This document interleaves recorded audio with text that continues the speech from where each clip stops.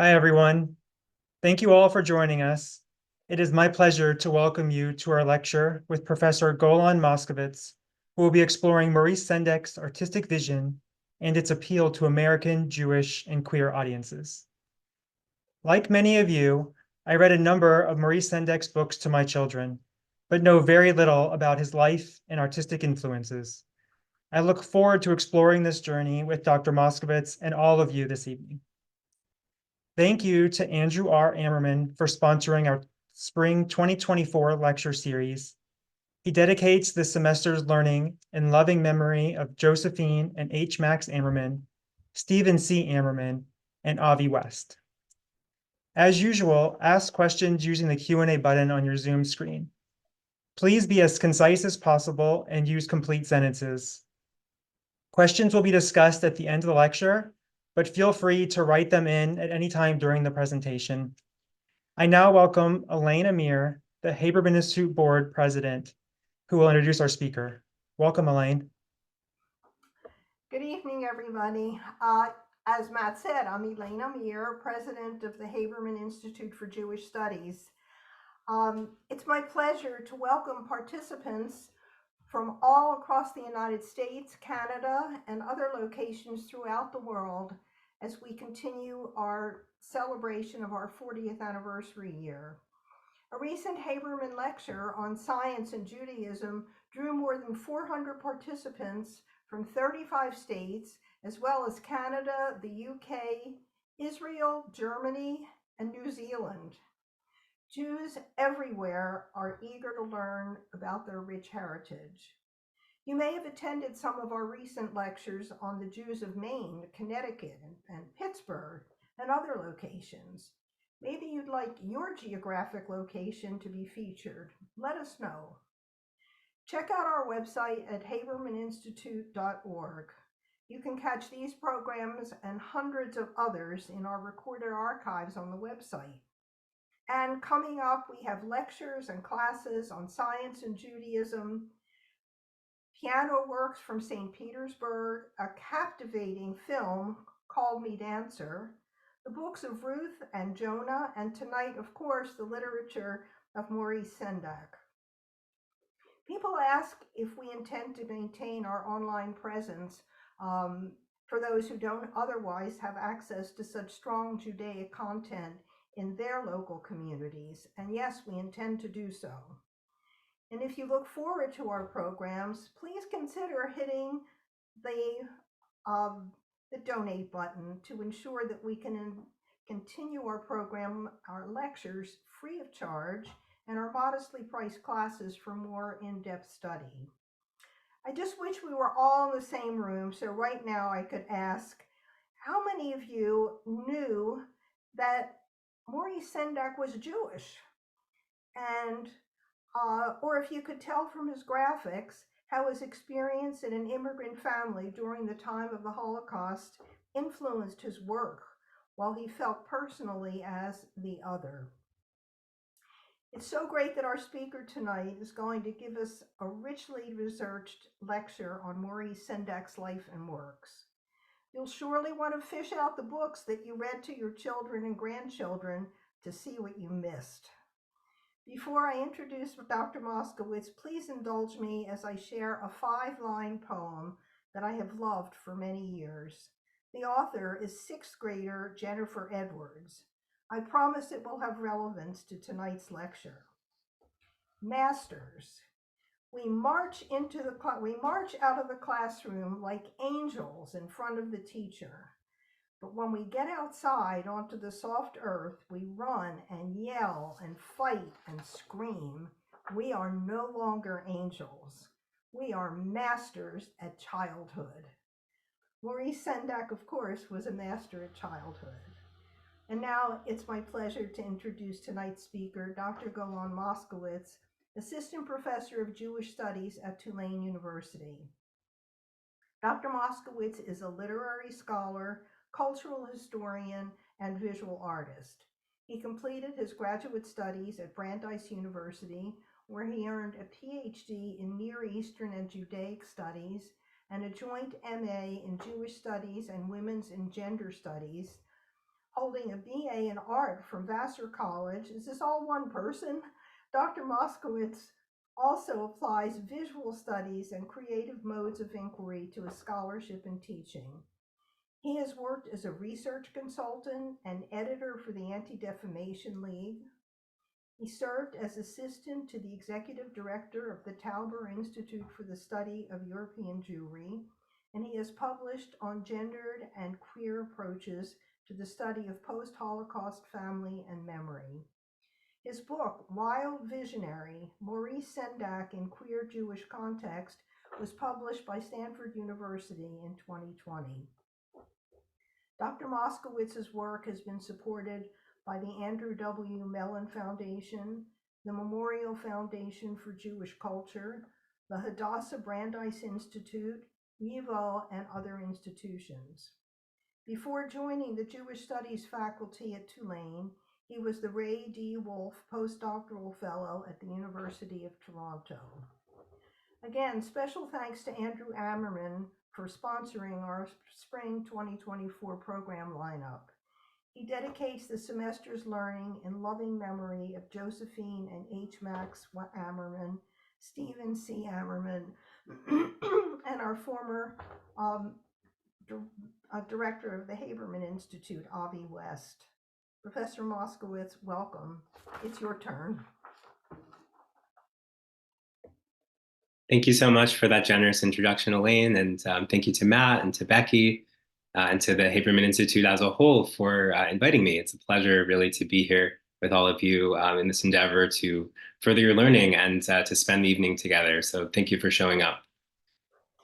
So if we can go ahead and share the PowerPoint, I guess we can go to the first slide, which is going to repeat a little information. So the basis of this presentation, again, is my book, Wild Visionary, Maurice Sendak in Queer Jewish Context, which Stanford University Press published a few years back. And it studies how Sendak's creative output relates to internalized concerns of Jewish American history, LGBTQ studies, Holocaust memory, and also the history of modern childhood more broadly. And it does so by mobilizing a historically contextualized account of the artist's life and work to advance and generate new dimensions of cultural theory. And ultimately, my book argues that Sendak's particular experience of Jewishness, of queerness, and of their intersections directly impacted his creative contributions to literary and affective shifts in American children's literature in the mid-20th century, and that it also offered new mirrors of resilience, not only for children, but also for other marginal individuals who were accustomed to misrecognition, creative shape-shifting, and the employment of fantasy for survival. So we can go to that first slide with the book cover. In the present talk, I'm going to attempt to demonstrate how Sendak's creative sensibilities convey his historically specific position as a queer American child of Yiddish-speaking immigrants impacted by the economic depression and by Holocaust losses. And to do so, I offer an overview of Sendak's upbringing, followed by close readings of his writing and creative works, rooting the analysis in cultural histories of Jewish Brooklyn, American childhood, Holocaust memory, and queer identity.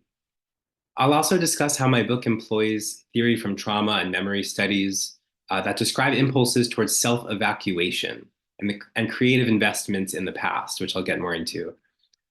Beyond demonstrating the impact of queerness and Jewish culture and history on Sendak's creative vision, I also strive to illustrate how Sendak channeled those marginal sensibilities and emotional rhythms into creative battlegrounds, as he called them, for challenging wider American conceptions of childhood, which remain relevant to this day.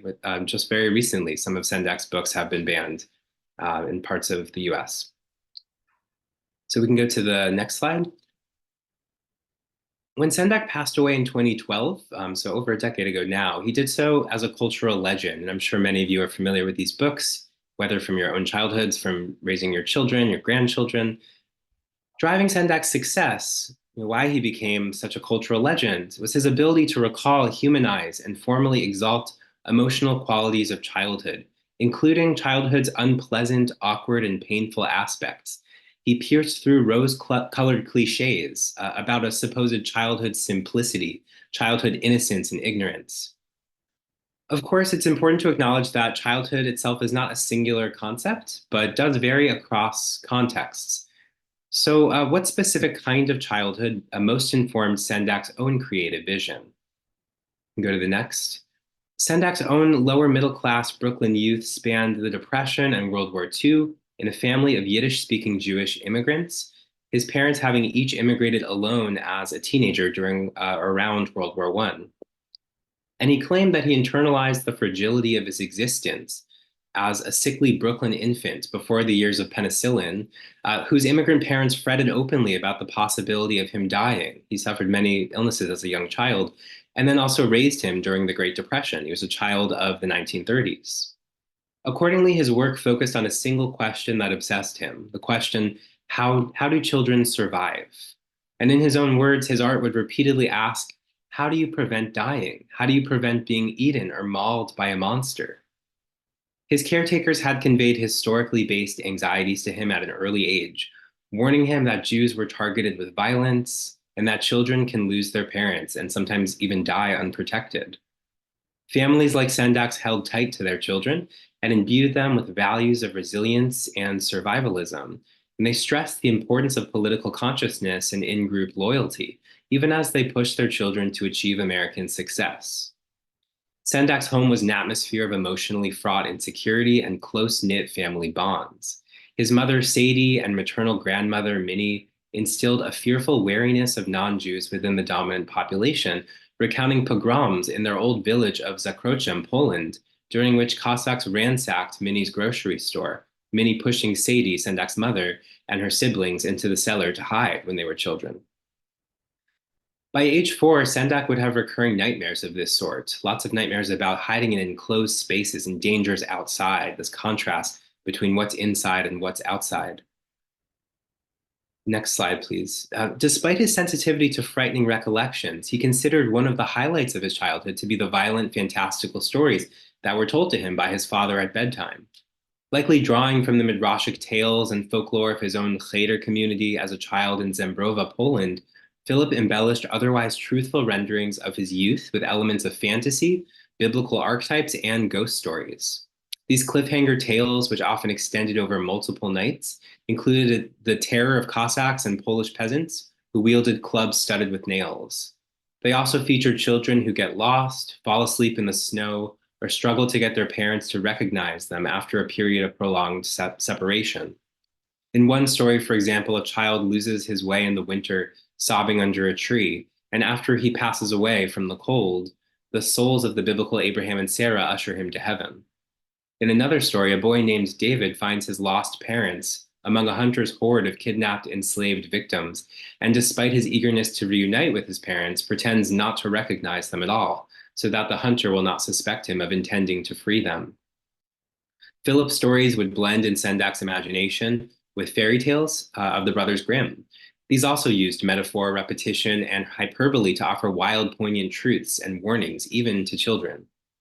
Sendak would later illustrate some of these tales in a collection called In Grandpa's House, which you see on screen, in 1985, based on the original Yiddish stories as narrated to him by Philip, his father.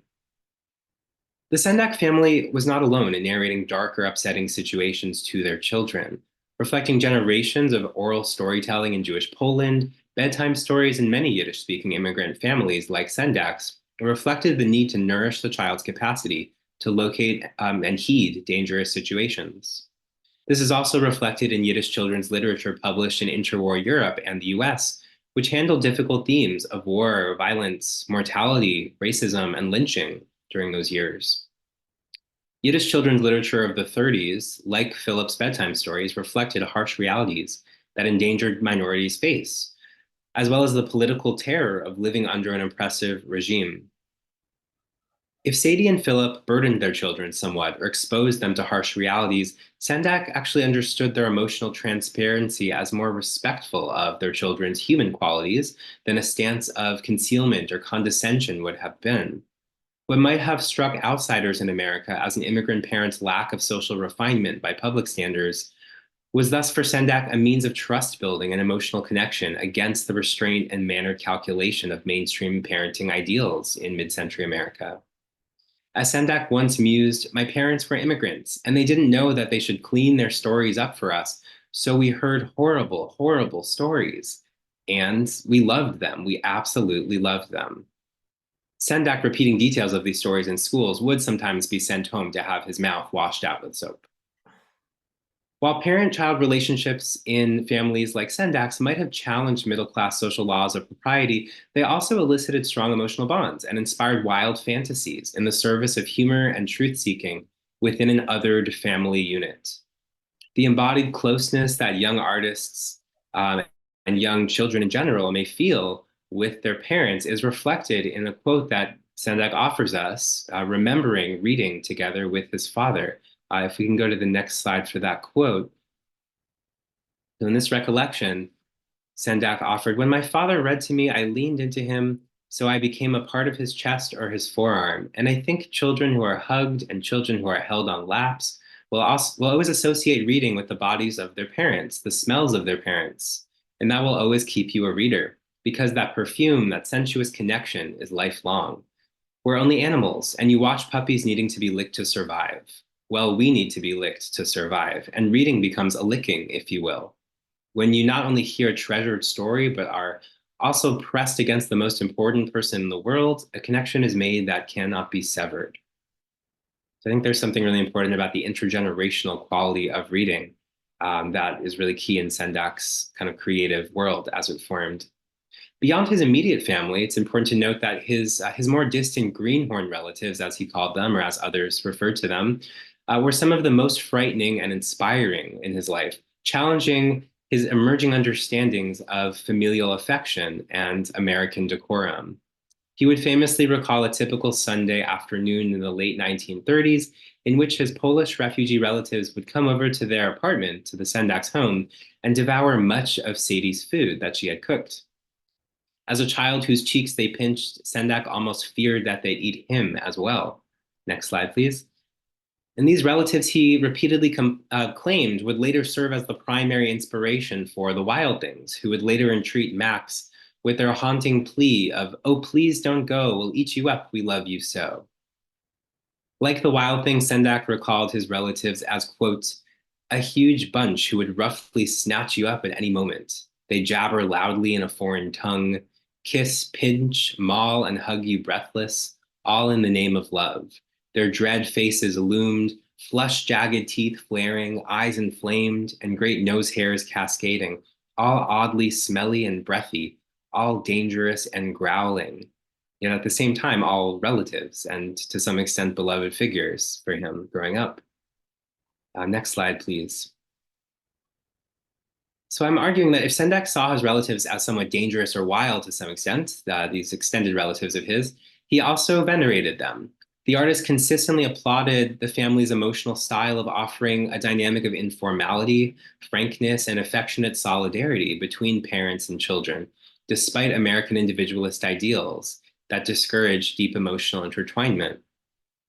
This cultural difference is recorded in simple and profound terms also by writer Eva Hoffman, who immigrated from Poland to North America after her parents survived the Holocaust in hiding.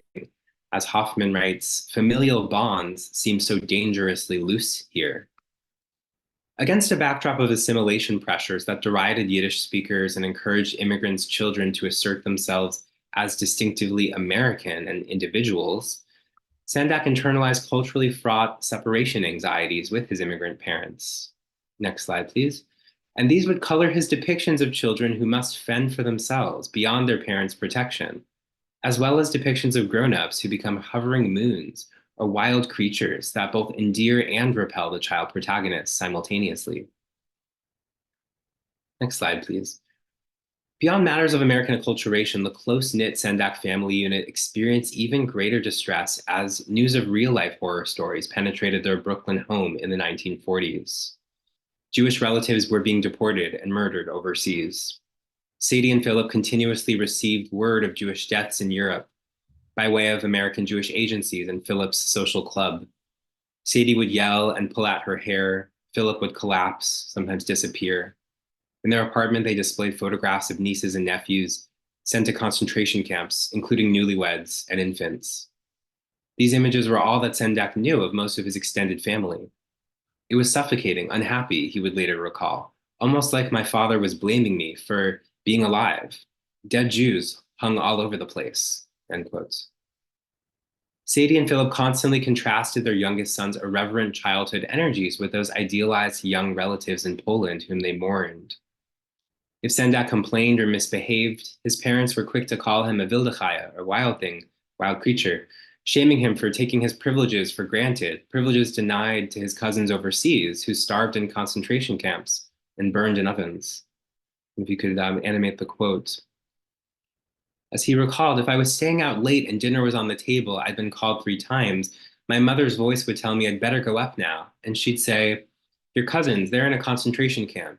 You have the privilege of being here, and you don't come up and eat. They have no food. I was made to feel guilty all the time that I was shamelessly enjoying myself when they were being cooked in an oven. Sendak despised these reminders of his own vulnerability as a Jew, even in America. And I think it's clear that the family's proximity to migration and collective trauma colored the tone of their household and separated it from American homes, other American homes. And I think this maybe gives some more texture to this idea of Sendak's own childhood wildness and what that might have meant in context for him during the 40s. But again, Philip and Sadie were not unusual among Yiddish-speaking Jews in their impulse to expose their children to historical horrors, even those as stark as genocide. Contrary to narratives that assert a universal silence about the events of the Holocaust in the immediate aftermath of World War II, Yiddish schools and periodicals discussed these events almost immediately, beginning with Kristallnacht in November 1938. And Hasia Diner's book is an important contribution in that regard. I studied children's journals like Kinderjournal that detailed accounts of ghettos, gassing, and other atrocities committed against Jews in Poland during these years. Yiddish writers even made emotional appeals to Jewish children. A 1942 issue, for example, features a front-page story about hundreds of homeless Jewish refugee children in America who were rescued by the war or from the war by the Jewish Joint Distribution Committee and the United Palestine Appeal. And the article describes the invasion of Jews' homes by stormtroopers at night, masses of Jews forced into starvation, panic, and death in concentration camps. With one photograph depicting a group of children, refugees in America, and explaining that they cannot muster a smile because their hearts are weighted with grief. The systematic murder of Jewish relatives in Europe during World War II surely complicated American Jewish parents' expectations of their own children as well. In the Sendak's Bensonhurst neighborhood in Brooklyn, the Orthodox congregation Sons of Israel emphasized the role of the Jewish child for the rebirth and destiny of post-war American Jewry, as did others. This congregation's 1947 yearbook, for example, celebrated the sight of children as young as 7 or 8 studying Chumash, and recalled that the cherubim were said to resemble children, symbolizing the role of youth in guarding and transmitting Jewish tradition for future generations. Often, however, post-war American children also reminded their parents of those relatives and friends who did not live to know them or who could never be sufficiently replaced. Comparisons and associations made between Jewish children and lost relatives were understandably burdensome for those children. Some parents paradoxically demanded that their post-war offspring both preserve the family's painful history while also becoming exceptionally successful and carefree to compensate for the losses and to spite Hitler. Speaking for himself and for his siblings, Sendak would later lament, "We did not know who we were, and whatever we chose to be was seemingly in opposition to what our parents wanted us to be." Although the Sendak household did not experience Nazi terror directly, I argue they may be said to have undergone secondhand traumas as they learned in real time about their family's decimation abroad and struggled to make sense of the implications on the ground. Next slide, please. Literary theorist Kathy Carruth has described trauma as a quote-unquote unclaimed experience, an internalization that is too painful or chaotic for consciousness to claim or sufficiently process as a lived experience, yet also too eventful and penetrating to discard altogether. Trauma theory understands this sort of unclaimed experience to produce internal disorganization and a related sense of timelessness that may compel repetitive acts of searching, data collection, and emotional externalization as an attempt to master or resolve those internal conflicts. In the case of Sendak, whose work invested intensely in the memory of relatives murdered in the Holocaust, the news of their deaths during his adolescence represented a complicated and overwhelming matrix of violent meanings. The deaths of these relatives signified a lost connection to spaces of ethnic and cultural belonging, the resulting incapacitation occasionally of his own caretakers on whom he depended for survival, and an internalized belief that people like him were not safe in the world. His father, Philip, even assured him that the Holocaust could happen in America and told him to keep a suitcase packed in the closet just in case. As a queer outsider who struggled to make friends and who fixated on the various forms of endangerment he was internalizing, he would later claim, quote, "I skipped my adolescence, total amnesia." The perceived displacement of his adolescence situates him within the realm of Kathy Carruth's theory of unclaimed experience, this idea of having gone through something, but not having fully processed it or internalized it, yet it's there and its traces, its embodied traces remain. If you could animate the next. Similarly, within memory studies, Marianne Hirsch's theory of post-memory refers to what it means to grow up intertwined with a parent's overwhelmingly meaningful, but also inaccessible experiences of endangerment and loss.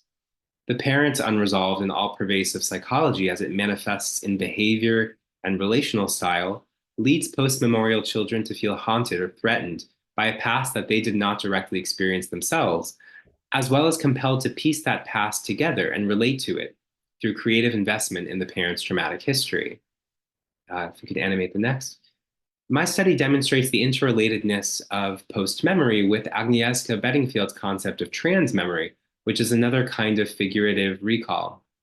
Transmemory focuses not necessarily on trauma, but on the difficulty of cultural and linguistic adjustment from the language and memory of immigrant parents' origins to the language and culture of a new adopted home country. So from Poland to America for Sendak, from Yiddish to English. According to Bedingfield, the subject's stability may be threatened by the inability to narrate the past in a language that is meaningful to the present.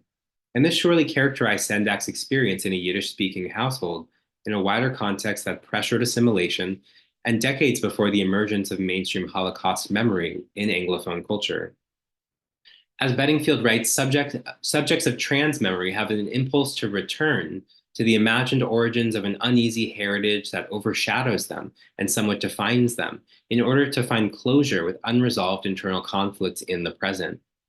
Sendak's work gives shape to such past-oriented familial longings and to the frustrations and impotence that such longings sometimes induced by virtue of their second-hand nature.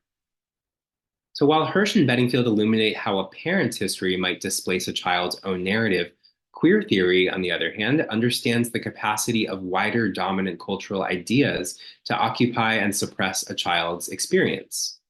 You can animate the next book. The queer child, for example, is displaced by the overarching norms and expectations of a prevailing social structure that condemns the child's emerging identity or desires as impossible or as unwelcome. Catherine Bond Stockton paints queer childhood as a time of ghostly self-evacuation, under the prohibition of claiming one's own stigmatized internal reality, at least until adulthood. Sendak fought to embody and assert his own feelings and a sense of self against an overwhelming set of adult-imposed obstacles. Next slide. In his own words, he felt like the changeling ice baby that he would depict in Outside Over There in 1981, which was switched and replaced by some false version of himself to which his mother had no awareness. The artist would base Outside Over There on what he called, quote, the hell of growing up without knowing who to talk to, who to trust, and how to function.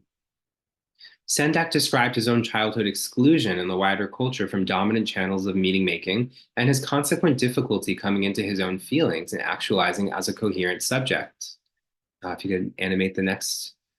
To understand how such individuals cope and survive, Catherine Bond Stockton offers a theory called growing sideways, a proposition that queer or displaced subjects who cannot authentically grow upward or forward by conventional standards, instead grow outward, projecting themselves into uncharted, sometimes hidden spaces of culture that society perceives as incoherent, as wild, or maybe as avant-garde.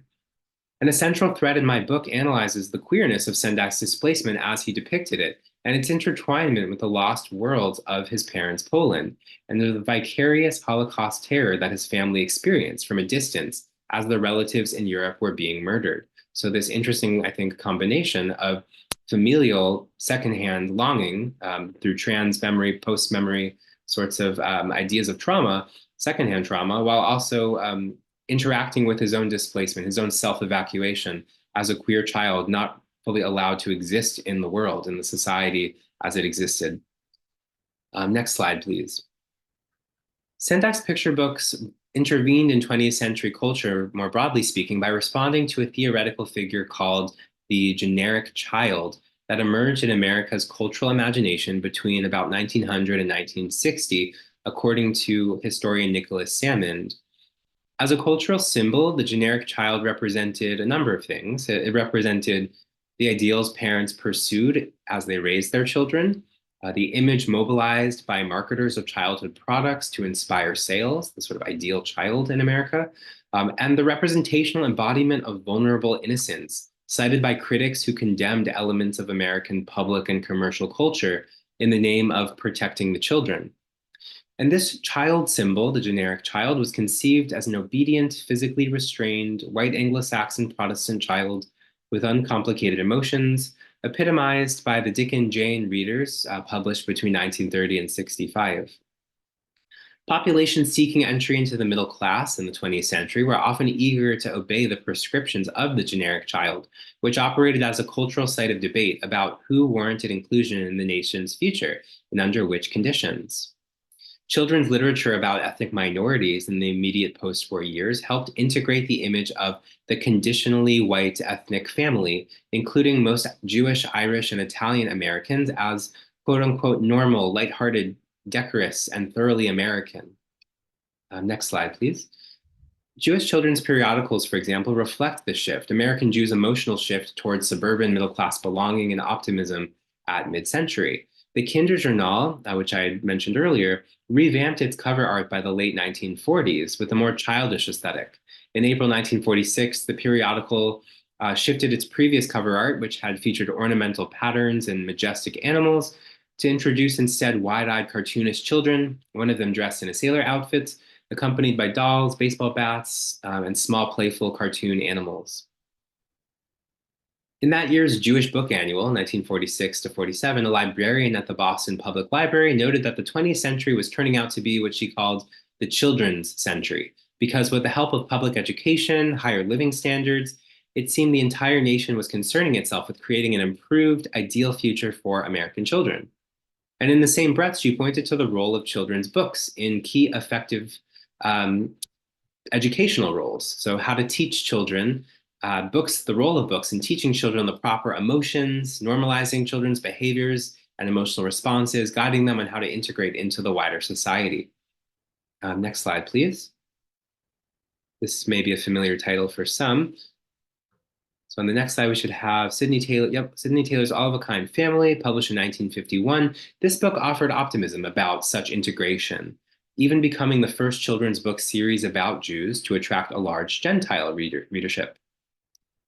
So during this cultural moment, a majority of American Jews did secure their middle-class belonging in part through the generic child.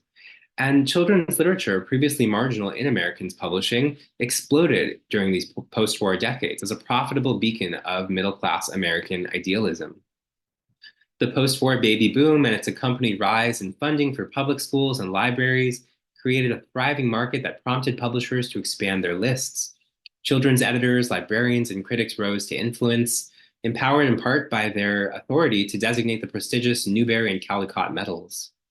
However, despite these advances, children's literature in the 1950s was still relatively obscure and marginalized within the broader fields of publishing and visual art, a fact that perhaps counterintuitively is what attracted socially insecure artists like Sendak to that field. These artists could create their most genuine, heartfelt work off the map, so to speak, relatively unseen by cultural authorities, a little bit less risky than trying to make it as a visual artist in other realms, for example. In a 2004 interview, Sendak would reflect on his career in the following words, quote, "I did not have much confidence in myself, never, and so I hid inside this modest form called the children's book and expressed myself entirely. I'm like a guerrilla warfarer in my best books," end quotes. Next slide, please. Sendak, eschewing the generic child, drew directly in his depictions from the emotional underbelly of Jewish Brooklyn, as well as from his own experiences of secondhand memory of Polish Jewish life and the impact of Holocaust losses. His work championed a more complex vision of children's capacities and claimed ground for marginal American subjects more broadly. A far cry from the Dick and Jane characters or Sidney Taylor's characters whose emotional styles and behaviors were virtually indistinguishable from the ideals of children in the Gentile middle class, Sendak's ethnically distinct children did not always behave innocently or remain within the confines of a protected domestic sphere in the suburbs. Like immigrants or other minority subjects, they grappled with deep-seated, often invisible dilemmas and emotional crises, and often they did so in the urban sphere. They navigated cultural gaps between home and the public sphere, as well as between personal orientations and the social pressures of post-war America. Next slide, please. Throughout his career, Sendak would invite both controversy and admiration for his radical departure from the generic child ideal, challenging American children's books conventions of depicting normative children in an emotionally subdued rose-colored world. His rebellious, ethnic-looking children, as they were referred to, were among the first in children's literature to exhibit rage and emotional excess, as well as to demand love. His Harper editor Ursula Nordstrom would call Where the Wild Things Are in 1963 the first picture book to recognize the fact that children have powerful emotions, anger and love and hate, and only after all that passion, the wanting to be where someone loved them best of all. Of course, Sendak's coming of age was dually marginal due to his family background and due to his emergent queerness. As a child, he suffered the nickname Sissy and was more concerned with storytelling and drama than with peers or athletics. He even recalled a crush on the man who tutored him for his bar mitzvah, another Polish Jewish immigrant like himself, or like his parents rather, and he became fully aware of his sexuality by his teenage years.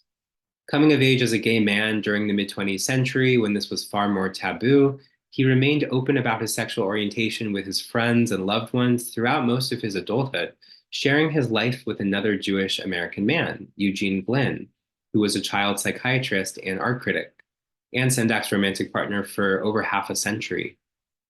Around 1948, several years before meeting Eugene Glynn, Sendak had begun his own psychoanalysis with a different practitioner, Dr. Bertram Slaff, who was also gay and Jewish. His treatment followed a period in which Sendak had attempted to live independently in Hell's Kitchen at age 20 as a young gay man shortly after World War II. And this period had ended in emotional strife and Sendak moving back into his parents' home in Brooklyn. He might have been attracted to Dr. Slaff's clinical focus on the emotional plight of gifted youth, whose creative interiority isolated them from the wider society. Slaff's publications on adolescent psychiatry would advocate against pathologizing those whose distress reflected merely the suffering of a misunderstood, quote-unquote, creative personality rather than a character disorder.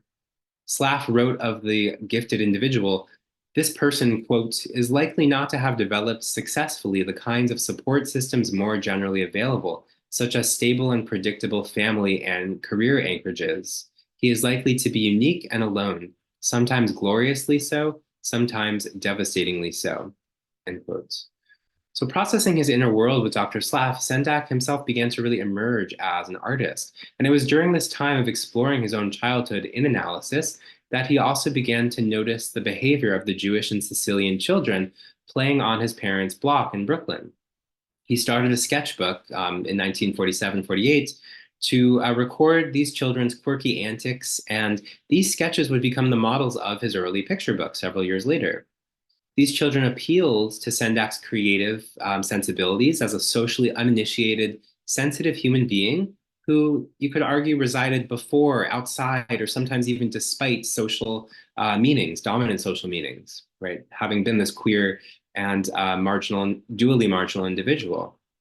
Children, as he knew, are regularly asked to surrender themselves to powerful others' emotional needs in order to secure the care required for survival. They may at times disappear emotionally while remaining present in the performances expected of them.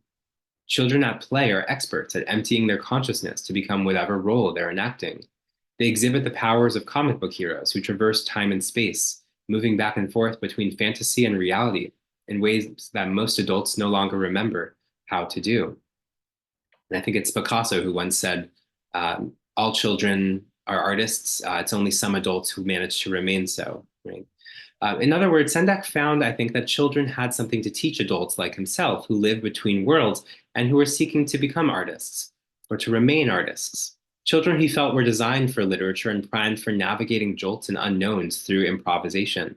Thus, they led the way for his artistic project. Next slide, please. When Sendak first encountered the editor of children's books at Harper who would champion his early career, Ursula Nordstrom, the 22-year-old artist was so withdrawn at the time that Nordstrom felt compelled to ask how old he was. Still, the following day, after studying his sketchbook, the same sketchbook of Jewish and Sicilian children drawn from the neighborhood of his parents in Brooklyn, Nordstrom hired Sendak to illustrate Marcel Aimé's The Wonderful Farm based on those sketches, and his career took off from there, starting in 51. By 1952, Sendak's financial success at Harper as an illustrator would enable him to move back to Manhattan full-time. And it's a few years later that he begins to write and illustrate his own books, right? He begins as an illustrator for Harper. Next slide, please. Challenging picture book convention, Sendak's illustrations for another Jewish American figure, Ruth Krause's work, A Hole is to Dig, specifically, featured unruly, ethnically marginal urban kids who defy the normative Anglo ideals of childhood innocence, sweetness, obedience, and restraint, very on brand for Sendak. Visually, he based these protagonists again on those sketches of Jewish and Sicilian children living near his parents in Brooklyn, whom he saw as both freewheeling and world-weary creatures with awkward proportions. Commenting on his drawings of these children, Sendak shared once, quote, "They're all a kind of caricature of me. They look as if they've been hit on the head and hit so hard they weren't ever going to grow up anymore. These kids were old before their time. Most of them were Jewish, little greenhorns just off the boat. They had a kind of bowed look, as if the burdens of the world were on their shoulders," end quote. Next slide, please. Sendak had not intended for these children to, in his early illustrations, to look like nervous elderly people as some critics viewed them. He simply drew kids the way his Brooklyn peers had looked to him and continued to look as he visited his parents and lived with them briefly. Much unlike the depictions of previously existing picture books that featured uncomplicated children from what Sendak called other neighborhoods and planets, these Dick and Jane suburban types. His early depictions of Brooklyn children also avoid traditional gender norms, interestingly. I found an example of this that I hadn't seen before after the book's publication. A friend of mine, thank you to George Jansker here with us for pointing out another example in Sendak's illustrations for The Velveteen Rabbit, if anyone has that at home. Sendak's depictions celebrated children's uninhibited expressivity regardless of gender norms, including girlhood ambition, boyhood sensitivity, and even sometimes moments of same-sex affection in his drawings. These are some of the earliest, I think maybe the first depictions of same-sex affection between peers, especially between boys, in American children's books, which are usually very hesitant around that kind of paranoia around sexuality. So next slide, I guess, to the Good Shabbos and ADL work. I wanted to also mention that beyond Sendak's work at Harper, Sendak illustrated a few more explicitly Jewish pieces in the 50s. His illustrations of quirky and sometimes alienated Jewish children in these works contrasted, for example, Sidney Taylor's more prim stylizations of those politely restrained all-American children. Instead, Sendak's rendering Jewish youth as emotive, demonstratively affectionate, sometimes anxiously inward and socially othered, embedded in a world also of Jewish ritual and tradition. As you see on the left, Good Shabbos, everybody. He would also do a work about Hanukkah for the same publisher in the 50s. So Good Shabbos, everybody by Robert Garvey, published by the United Synagogue Commission on Jewish Education.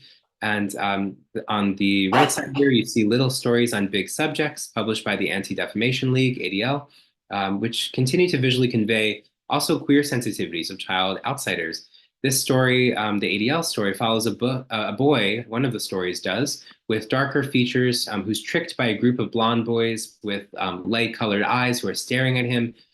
He feels endangered, and a new friend then intervenes, offering a moment of unusual sensitivity, an interaction between two boys where one comforts the other with his hand around him. It's not the image on screen here, but just to give you a taste here of the story. Next slide, please. During the same year as Sendak's work for ADL, he conceives of Where the Wild Things Are, actually initially as Where the Wild Horses Are. Some of you might be familiar with this by now. It's been written about in different popular media outlets more recently. But this vision was generated first in therapy of a small person or animal escaping an enclosed space to find freedom, symbolized by a stampede of horses. And again, it's hard for me to not separate this vision, right, the small person or animal escaping an enclosed space, with, again, that earlier nightmare and story that was told to him by his mother and grandmother about hiding in a cellar as Cossacks ransacked Sendak's her grandmother's store in Poland. But it's also, I think, connected to Sendak's experience as a queer person, again, having been trapped inside of himself to some extent, right? Unable to really share fully himself as he was coming into himself in the 20th century, early mid 20th century. Beyond Wild Things, or rather, I wanted to share also something about kind of the afterlife of this early example. So if we can go to the next slide. Before Wild Things came to fruition, this initial idea colored Kenny's Window, which was the first book that Sendak both illustrated and wrote himself, so a full Sendak project. At the end of this book, Kenny rides an imaginary lonely horse whom he meets on the roof of his house. And standing on hind legs, this horse takes Kenny forward to an empowered future, symbolized by a boat with Kenny's own name painted on it. And you'll notice here this juxtaposition. It's a visual prototype for Max's later vessel, right, which is labeled also with the child's first name. In Sendak's collaborations separately with his brother Jack, which were also taking place in the 1950s, Sendak idolized his older brother Jack. They were very close. The brothers also introduced into their work some Jewish folkloric motifs reflecting their family's Yiddish bedtime stories. So if we go to the next slide. And these bedtime stories had conveyed, again, otherworldly folk traditions and had celebrated positions of difference and peculiarities of intuition. You see on screen The Happy Rain from 1956, written by Jack, Sendak's older brother, and illustrated by the 28-year-old Maurice at the time. Children growing up in this story in the fictional village of Trokin live in a world in which it's the norm for the skies to pour rain that drenches their clothes and muddies the streets. And when the rain suddenly ceases and the sun comes out to shine, the villagers weep and wail, and they fear that the world is coming to an end. And attempting to bring back the rain, the villagers follow various misinformed advisors and proceed to fire cannons into the sky while standing upside down and wearing paper bags over their heads, among other sort of misinformed advice, all to no avail, until the young brother and sister pair, Raymond and Yolanda, save the day by considering the clouds' feelings and sending them a note. Raymond is depicted peering out his window with Yolanda huddled on the bed by his side. This close sibling pair share not only a bedroom, but also a secret imaginary world, very much like Sendak and his own two siblings, Natalie and Jack, who created stories together growing up. Next slide, please. The last illustration of Happy Rain depicts the rain-soaked villagers in a joyous hora, holding hands in a circle, their feet kicking in the rhythm of a grapevine. And in the center, we see the young sibling pair smiling with their eyes closed and heads leaning one against the other. These siblings find solace and comfort in each other amidst a family and community that feels uneasy about sunny optimism and prefers heavy emotive rain, which I read as a possible stand-in for the tone of Jewish Brooklyn in the 30s and 40s, vis-a-vis the wider culture. So again, as Sendak and his siblings were growing up with the events of the Holocaust, with rises in anti-Semitism in the 30s, and comforting their parents and existing again within that world while also being aware of the sunny, optimistic, generic child ideals in the broader world around them. Next slide, please. In Circus Girl, 1957, also written by Jack and illustrated by Maurice, Flora, the protagonist, is a social outsider who ventures away from the circus in which she had been born. Flora tightropes across a suburban neighborhood streets to spy on quote-unquote normal, uncomplicated people. In one image, the viewer stands outside with Flora, looking through a window into a warm domestic dinner scene in which adults prepare the meal and a seated boy engages with a happy puppy. And casting an elongated shadow against the White House, Flora appears as a balletic loner who stands in contrast to the relaxed child inside. Her feet are parted in fourth position, a bow on her waist and a band constricting her head present her as a child who is poised to work and perform in order to belong, like a circus performer. Unlike the children depicted in All of a Kind Family, Flora and other children Sendak visualized in these early works did not seamlessly fit into their wider surroundings. Instead, they were traversing divergent cultural spaces and contemplating questions of authenticity, belonging, and the fluidity of self across different spheres. Next slide, please. In 1962, so this is a year before the Wild Things, Sendak illustrated, I'm sorry, I think I might have that date wrong. 1966, I believe, is Lots of the Goat. So this is later on after Wild Things. Sendak illustrated a short story collection by Yiddish American writer Isaac Bashevis Singer called Zlata the Goat. Some of you might be familiar with this. Upon the book's publication, the artist cried with his parents as they identified images that he had drawn from photographs of Philip's handsome younger brothers and women relatives with long hair and flowers. All of these relatives had been killed in the Holocaust about 20 years earlier. Sendak chose to draw these murdered relatives from both sides of his family in a realistic style to revive them from his parents. Again, some of these relatives that had been displayed, photographs of them during his young adolescence growing up. The careful, intricate cross-hatching of these drawings is lovingly executed, and we see fine penwork giving a fuzzy softness to light and space, almost like a threadbare fabric, lacking harsh contours. The penwork, I think, hums like a dreamscape that dissolves at its seams. In this short story collection and his illustrations for it delivered Yiddish folklore to mainstream American readers. The artist described it as a collection of Jewish stories that almost everyone could appreciate. And in this project, his creativity functioned, again, not only as a personal exorcism of difficult feelings, but also as a living memorial to loved ones and to their lost worlds. Next slide, please. Several years later, so 1969 to 70, Sendak's In the Night Kitchen would attend more directly to his own feelings of vicarious endangerment as a young person learning about Polish cousins cooked in ovens from the safety of his own Brooklyn childhood, with its own accompanying distractions of youth culture, comic books, and cartoons. Created in Sendak's Greenwich Village apartment where he then lived, a few blocks away from the Stonewall riots as they were taking place, and within a broader backdrop of American cultural revolutions of the 60s and 70s, the book's depiction of a frontally nude boy who wades through milk and dough has led some librarians, and sometimes continues to lead librarians, to censor and ban Night Kitchen since its initial release. Next slide, please. During the last decades of the 20th century, Sendak's work continued to confront the traumas that plagued his family during adolescence for him. A strange synergy existed for the artist between his perception of those Jewish children whose lives had been forcibly cut short and marginalized, emotionally displaced subjects like himself, who wished to grow up, who were safe technically in America, but found it difficult in a society, found it difficult to grow up in a society that ignored, misunderstood, or endangered them. In Sendak's designs for the Nutcracker Ballet during his years in theater and opera design, and the accompanying picture book that he created for this work as well, in the 80s, he presents Clara, the protagonist of the Nutcracker, as a lonely, creative child whose dreams of the future are weighted with references to grim realities. The artist reinterpreted the ballet's original text as a story about the pain of growing up misunderstood.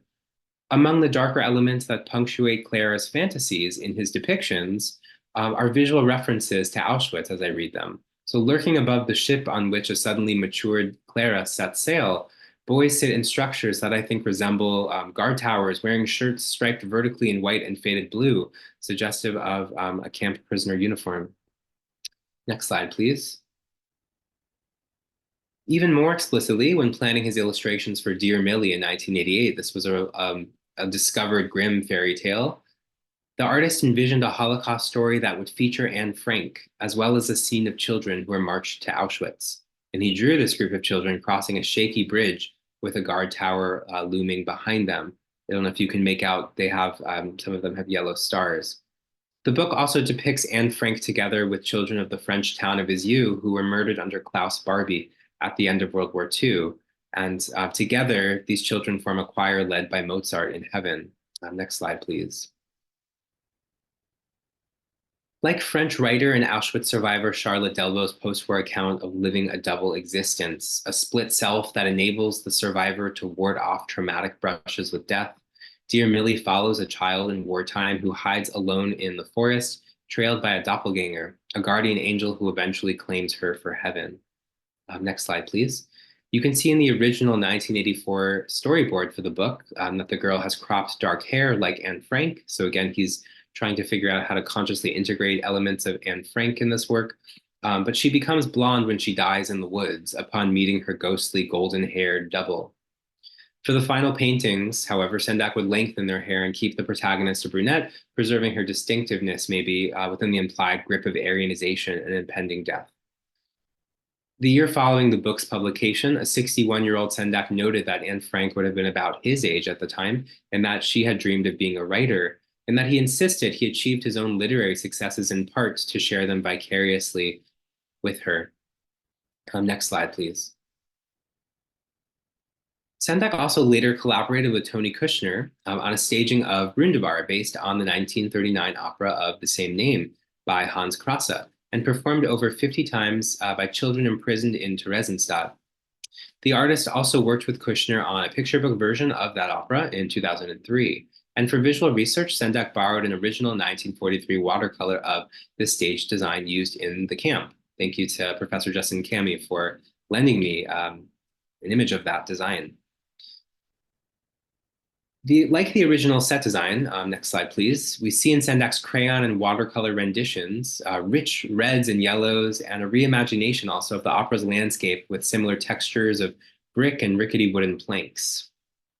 Against the visual subtext of poverty, disease, and cruel competition, the children in this rendition transform into grizzly bears to fight bullies, as well as as they confer with talking cats, sparrows, and what I think is an example of growing sideways, so to speak, this term from Catherine von Stockton, growing into the wild animal realm, banding together tightly in order to survive a dangerous social reality that does not let them grow upward or forward. Next slide, please. These children also represent a variety of physiognomies, and some of them are branded with yellow stars, as we saw earlier in Dear Millie. Reflecting the historical fact that most of those Theresienstadt child performers of Brundibar were in fact deported to their deaths within the Nazi machinery of annihilation, Sendak ends this book with a warning about the perennial nature of hatred, suggesting that even seemingly defeated villains do tend to return in one way or another. Next slide, please.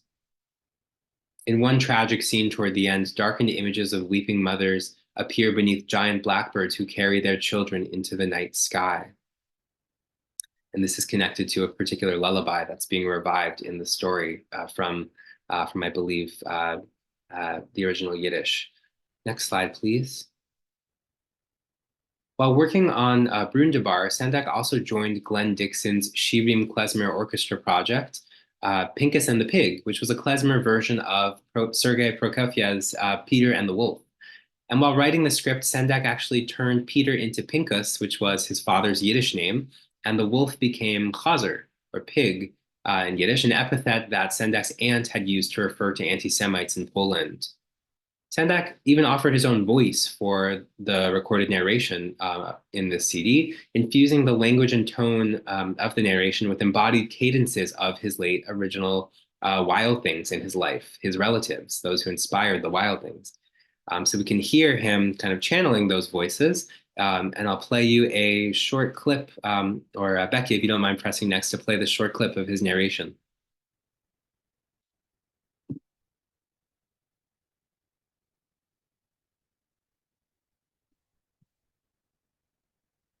So I don't hear anything. I wonder if you're on mute, maybe?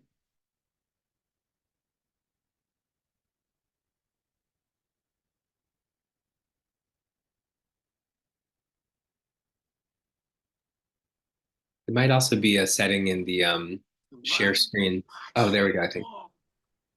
On the branch of a big old tree, a little birdie sat kvetching away. Oi, vey, oi, Gott in Himmel. Well, the gate is open. Is Pincus looking to get killed again? Surely Chaza that devil pig and his gang of schmutzig, vile Schwein will patch war fingers into chopped liver. I think you can really hear how much fun Sendak had with this. His scripts for the piece delighted in Yiddish-inflected banter between the various characters. In a couple of scenes, a bird and a duck really go at each other in Yiddish-inflected English, right? With the bird drawn by Sendak in the cover art wearing a yarmulke, the latter drawn, the duck drawn with a black hat and sidelocks. So he's trying to restore some traditional representational elements while having a lot of fun playing. And bickering with each other, the bird calls down to the duck in his pond, "You should only sink to the bottom like a stone," and then quickly squawks "Gewalt" as a cat attempts to eat him.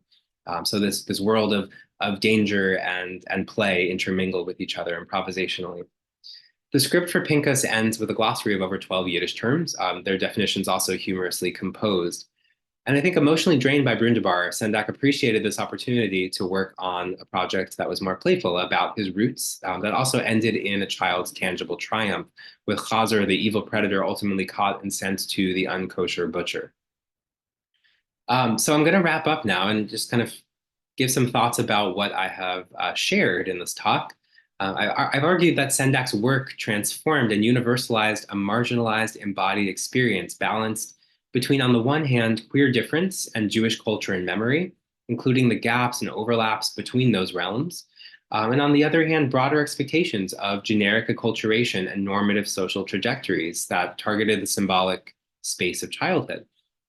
Sensitive to outer threats from infancy and emotionally displaced in his adolescence by the despair of wartime losses during an era of widespread acculturation, Sendak found himself identifying with young children and their capacities for tight-roping across disparate worlds as socially uninitiated and creative sufferers.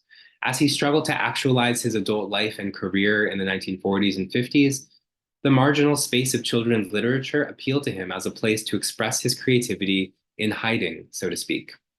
He sought to resolve his own internal conflicts by exploring how children manage to comprehend and survive exclusion and danger. In his work, peculiar and sensitive children balance across limbo realms that are situated between ethnically othered family members, inaccessible yet also inescapable forms of memory, and a society that seeks to impose demands of assimilation upon minority subjects without always meeting them where they are.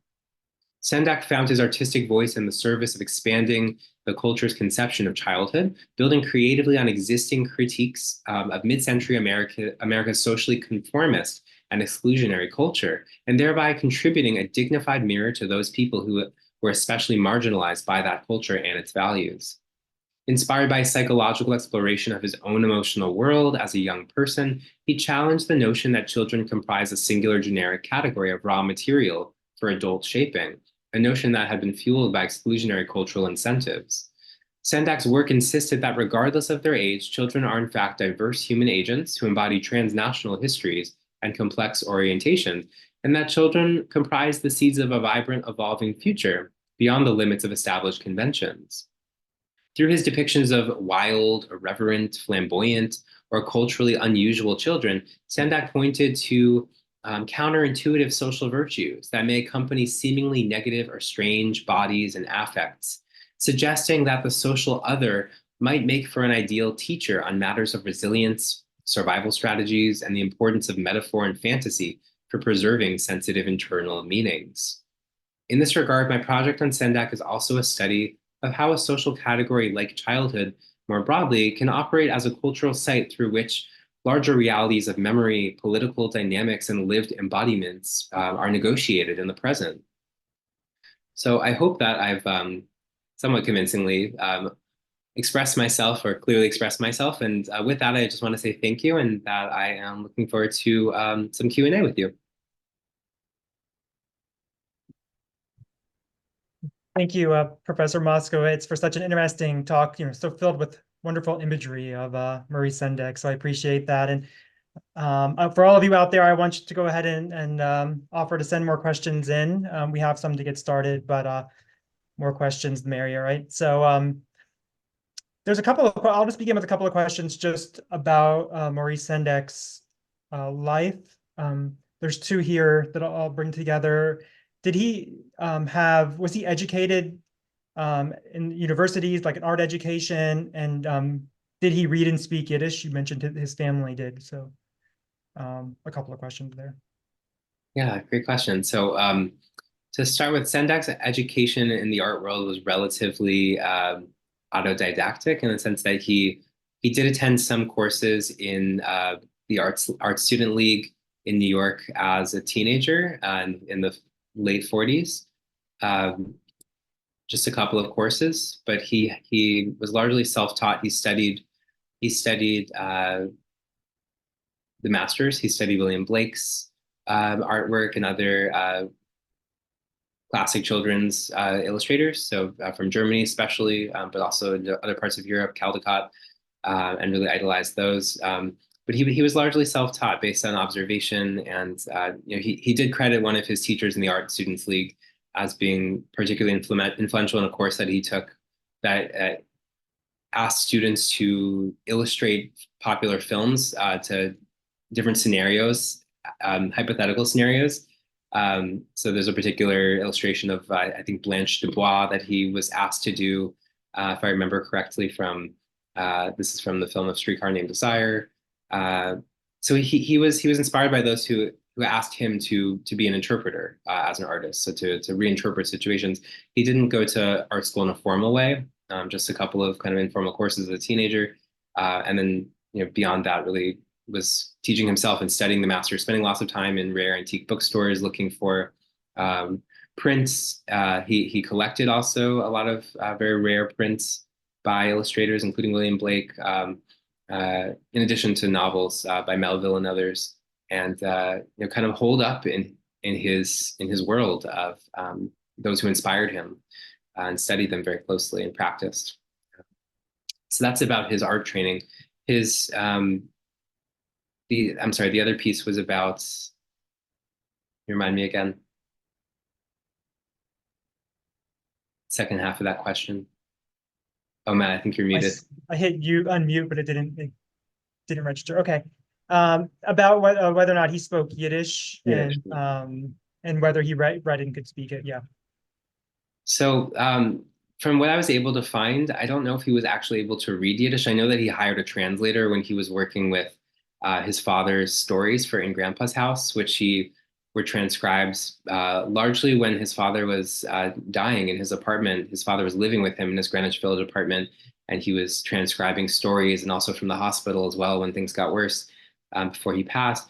And he was able to transcribe these stories from Yiddish, so he understood Yiddish and had somewhat of a, I think, very rudimentary ability to communicate. But I think he was mostly able to understand without writing, and required a translator when it came down to actually getting these stories into English. He collected Yiddish poetry. He had at least one anthology of Yiddish poetry in translation.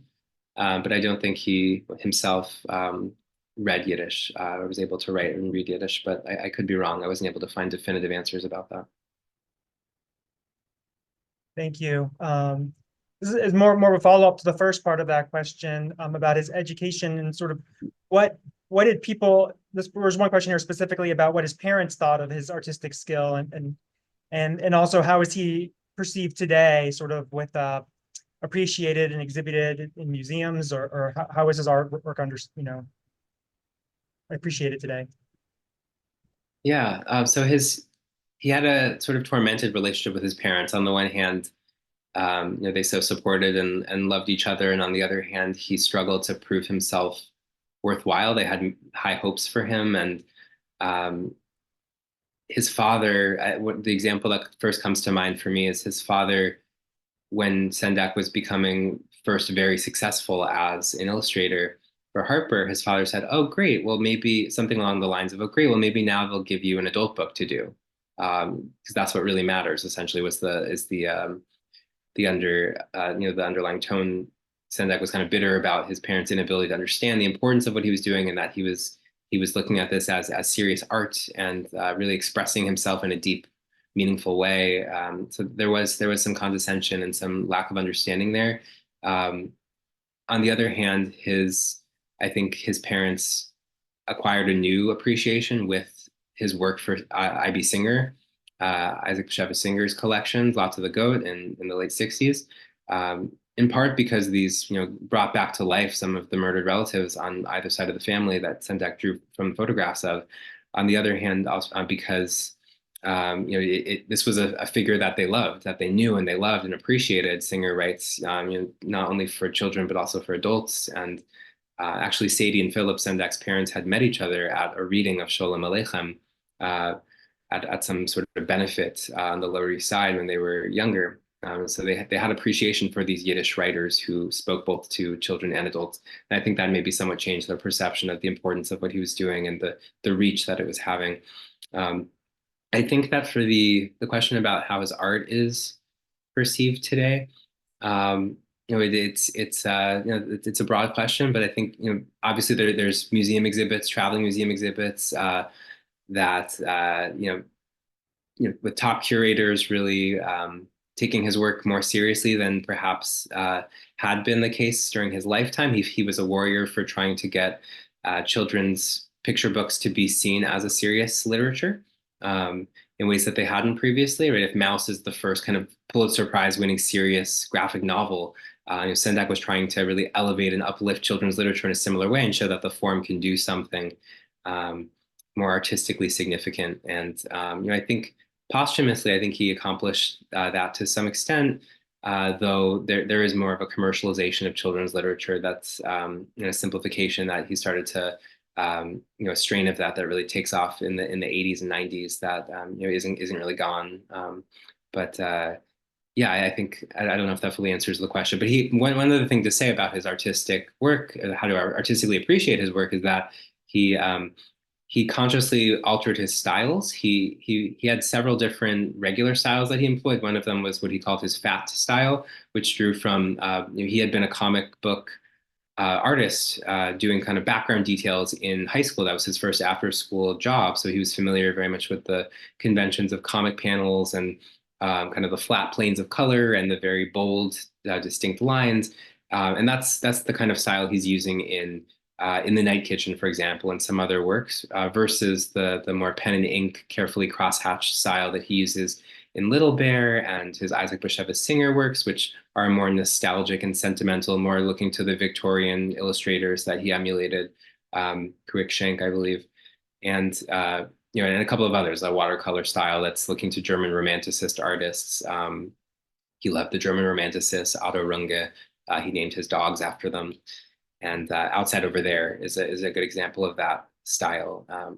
So he's partly remembered as artistically profound in his ability to kind of alter the aesthetic entirely and reinvent his aesthetic as it suited the story or the kind of story that he was trying to tell and the different kind of visual citations he was trying to make. That makes sense.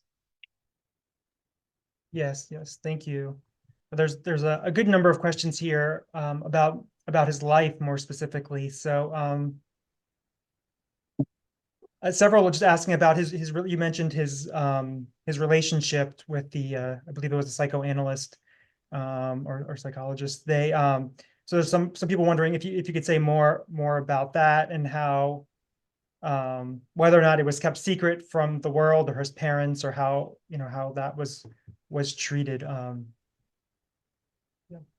For sure, yeah. So it's not until the 70s that homosexuality is no longer treated as a mental disorder in the DSM, the diagnostic manual, by psychiatrists. So it's really a lot later in Sendak's life and career. He's already been with his partner Eugene Glynn for since the 50s, so a couple decades by then, if not more. And so he really came of age, came into himself, and became an adult in a world that still saw homosexuality as a mental illness. And so this need to kind of look at himself and work through feelings in a way that was self-preserving but also expansive and life-giving is I think one of the significant ways of how I'm looking at his work and his relationships.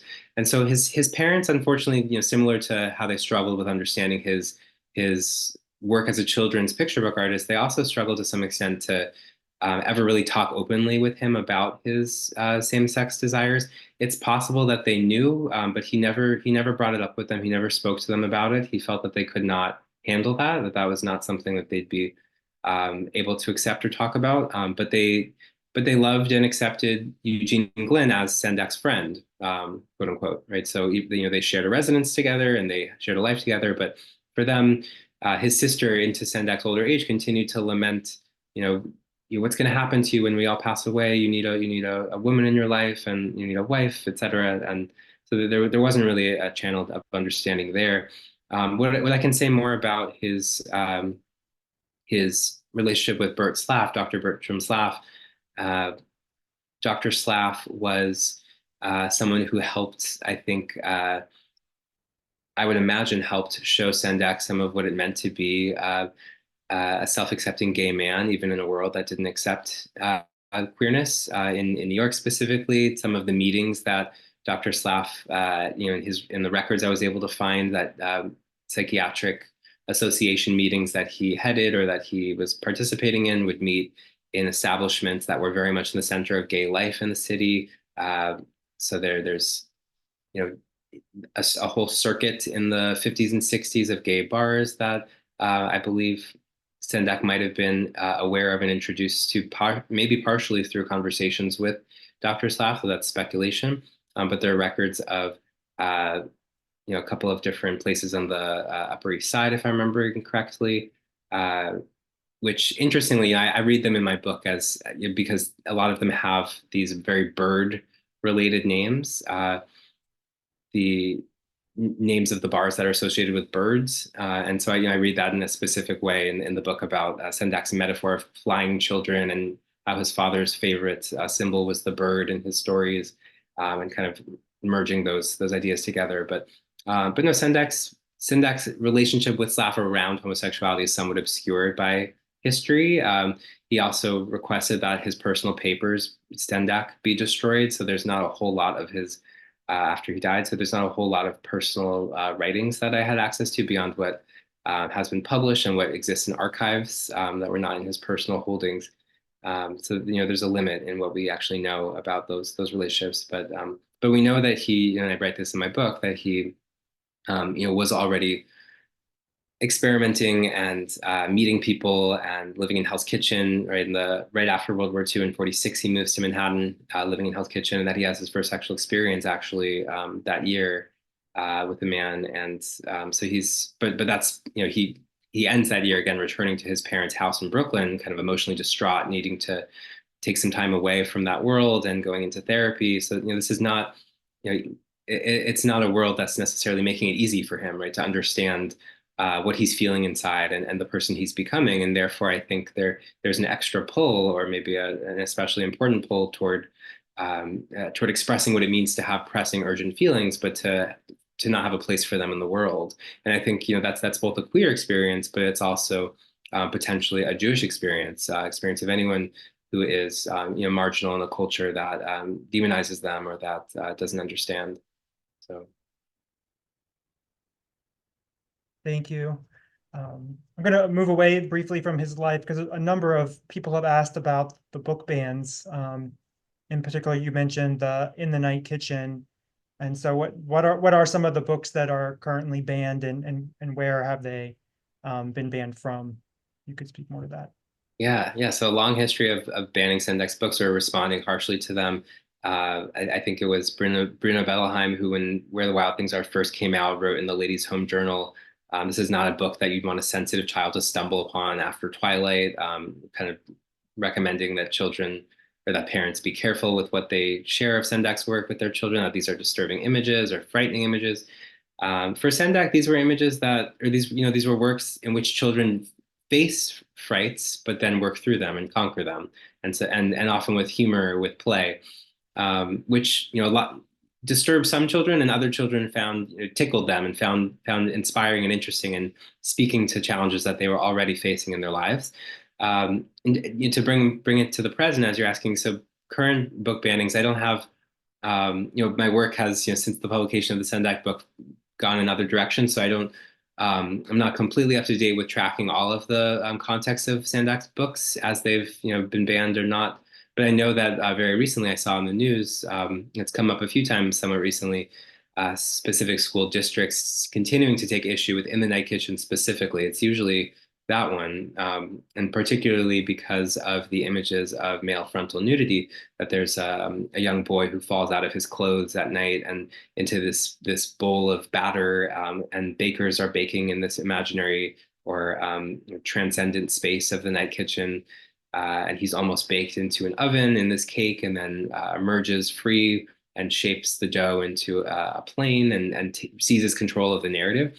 And this is some have argued a story that has homoerotic or suggestive undertones in the sense that this is a boy who is naked and we see his penis and he's molding dough and there's milk pouring out by the end. He's pouring milk out of this bottle at the end of the story. And so some have suggested that this is provocative imagery connected to some subtext of masturbation, and it's men at night in this kitchen without any female presence, and this is also again published during the Stonewall, shortly after the Stonewall riots. It's created then, and Sendak was known to be gay to those who actually knew him, even if the public didn't want to know that or talk about it. And so there's always been perennial discomfort about this idea of what it means to be a gay person creating children's or a queer person creating work for children, and is this inherently a corrupting influence on children or a way of making children quote unquote queer. For Sendak, this was a universal story about a child coming into their embodied sensual self for the first time, not in a sexual way necessarily, but in a way of kind of while parents are asleep, right? Coming in, sort of owning the night, owning the space, coming alive in ways that children are often not allowed to do after bedtime, right? Go to bed while the parents play, while the adults play. Here's a kind of reversal that Sendak drew from experiences of his own, of feeling kind of hushed and silenced and put to bed. Here he's interested in discovering what happens at night and how do I take charge of my own body and my own experience as others are acting upon me, right? Almost baking him into an oven, which has its own sort of Holocaust connotations growing up with his stories of his cousins. Yeah, so I could say more, but I know there's probably other questions to get to before we end. Yeah, thank you. One person just wrote in who was a librarian, said that many schools would paint underpants on Macs, and I guess one of the issues was people would steal the books. It was maybe as a joke for older kids or something, or right. So Mickey in the night kitchen, right? So diapers or shorts would be painted on him, and that's actually I think something that continues to happen sometimes in libraries. That the Florida school district recently that I forget the exact district, but there was a news story in the last week or so. I think about a librarian doing just that, right, painting over that frontal nudity. Sendak was surprised because he had already published illustrations, I think for George MacDonald's The Light Princess, if I remember right, that showed full frontal female nudity, a young infant girl who's flying through the air out of her clothes. And there was not any complaining about that. But for a male, for a young boy to be shown naked, this created a problem, which he thought was an interesting double standard. yeah, that's definitely interesting. Didn't know that. And we have probably 20 or 30 more questions, but we're kind of coming to the end, close to 9 o'clock. So I'll ask one more question, and then I'll sort of like leave you time if you have some final thoughts. But just talking about these books being in the libraries and everything, and children being engaged with them today.